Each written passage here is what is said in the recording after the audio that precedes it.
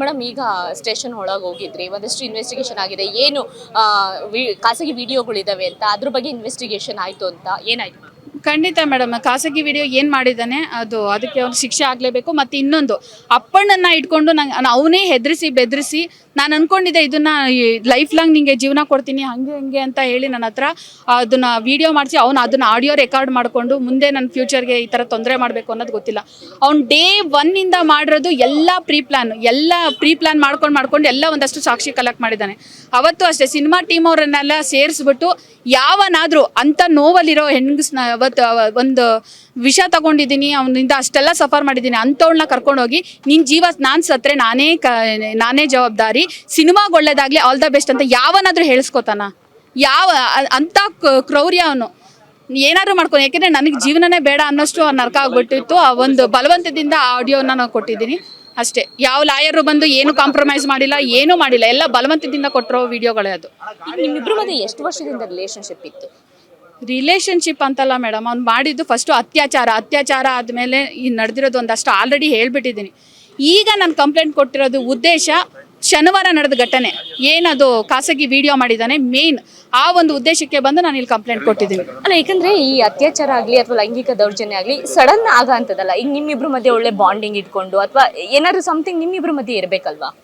Something madam, ಇವಾಗ ಅತ್ಯಾಚಾರ ಮಾಡಿದಾಗ ಅವ್ನು ನನ್ನ ಬೆಸ್ಟ್ ಫ್ರೆಂಡ್ ಆದಾಗ ನಾನು ಕಂಪ್ಲೇಂಟ್ ಕೊಡಬೇಕು. ಒಂದು ಕನ್ಫ್ಯೂಷನಲ್ಲಿ ಒಂದು ಶಾಕಲ್ಲಿದ್ದೆ. ಆ ಒಂದು ಶಾಕಲ್ಲಿದ್ದಾಗ ಅವ್ನು ಬಂದು ಬಲವಂತವಾಗಿ ನನಗೆ ತಾಳಿ ಕಟ್ಟಿ, ನಮ್ಮಪ್ಪಂಗೂ ಇಬ್ಬರು ಹೆಂಡ್ತೀರು, ನಮ್ಮ ತಾತ ಪ್ರಪಂಚದಲ್ಲಿ ಯಾರನ್ನಾರೋ ಕರ್ಕೊಂಡು ಬಾ, ಎಲ್ಲಾದ್ರೂ DNA ಚೆಕ್ ಮಾಡು, ಯಾರು ಸಾಚಾಗಳಿಲ್ಲ, ಆ ಥರದಲ್ಲೆಲ್ಲ ನನಗೆ ಹೇಳಿ ಕೆಲವೊಂದು ಮಾಟ ಮಂತ್ರಗಳು ಮಾಡ್ತಾನೆ.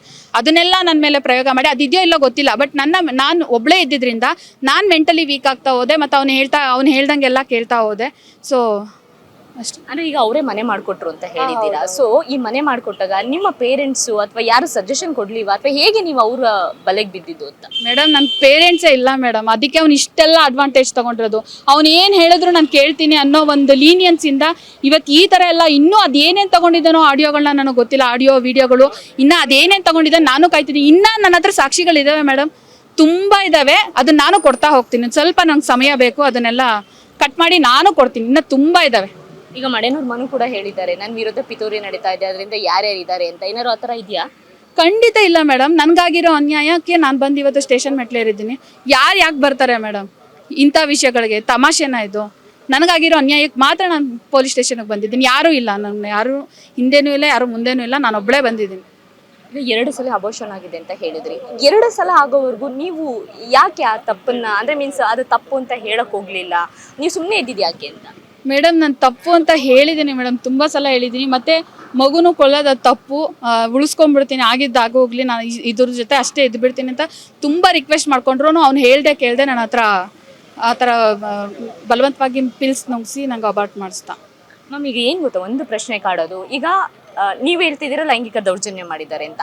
ಒಂದು ಅಬಾರ್ಷನ್ ಆದಾಗ ಓಕೆ, ಬಟ್ 2ನೇ ಅಬಾರ್ಷನ್ ಆದಾಗ ನೀವು ಅವರಿಗೆ ಸಪೋರ್ಟ್ ಮಾಡಿದ್ದು ಅಥವಾ ನಿಮ್ಮಿಬ್ರ ಮಧ್ಯೆ ಸಂಬಂಧದ ಬಗ್ಗೆನೂ ಅನುಮಾನ ಬರುತ್ತೆ ಅಲ್ವಾ? ಮೇಡಮ್, ಅವ್ನು ಏನಂತ ಅಂದರೆ ಅತ್ಯಾಚಾರ ಮಾಡಿ ಕಟ್ಟಿದ ತಾಳಿಗೆ ಯಾವ ಬೆಲೆ ಇಲ್ಲ ಅಂತ ನಾನೇ ಹೇಳಿಬಿಟ್ಟಿದ್ದೆ.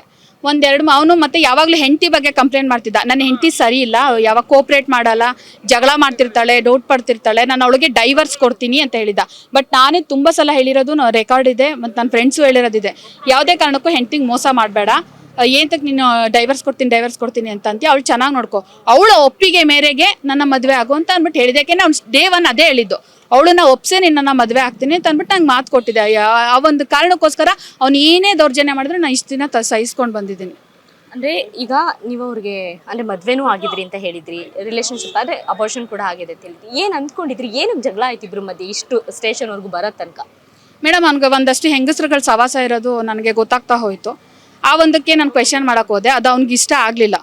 ಇನ್ಮೇಲೆ ನಾನು ಇವಳ ಜೊತೆ ಆಟ ಆಡೋಕ್ಕಾಗಲ್ಲ, ಈ ಥರ ಪ್ರಶ್ನೆಗಳು ಮಾಡ್ತಾಳೆ ಅನ್ನೋದಕ್ಕೆ ಒಂದು ಕೆಟ್ಟ ರೀಸನ್ ಕೊಟ್ಟ. ಇನ್ಮೇಲೆ ನಾನು ನಿಮಗೆ ಟೈಮ್ ಕೊಟ್ಟರೆ ನನಗೆ ದುಡ್ಡು ಸಿಗಲ್ಲ, ಏನೂ ಸಿಗಲ್ಲ.